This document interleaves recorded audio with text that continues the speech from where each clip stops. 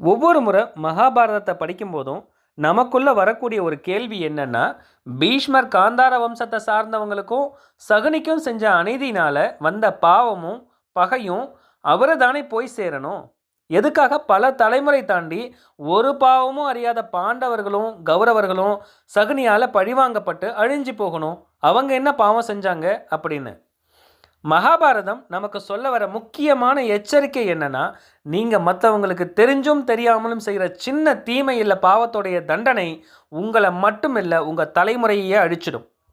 மகாபாரதத்தை ஒரு வரியில் சொல்லணும்னா, பீஷ்மரின் தவறு அவர் வம்சத்தின் சாபம் அப்படின்னு சொல்லலாம். இதே மாதிரி சின்ன தவறு தானே யாருக்கு தெரிய போகுதுன்னு நாம் செய்கிற அத்தனை தவறுகளுக்கும் பாவங்களுக்கும் நாமும் எத்தனை காலம் கழிந்தாலும் நம்மளுடைய தலைமுறையும் அதுக்கான தண்டனையை அனுபவிச்சே தீரணும். நீங்கள் ஒவ்வொரு நாளும் செய்யக்கூடிய செயல்கள் உங்கள் வம்சத்துக்கான வரமா இல்லை சாபமா அப்படின்னு யோசித்து செய்யுங்க. சகுனியோட உண்மையான பலம் என்ன அப்படின்றத நாளைக்கு வீடியோவில் மாலை 6:30 மணிக்கு பார்க்கலாம்.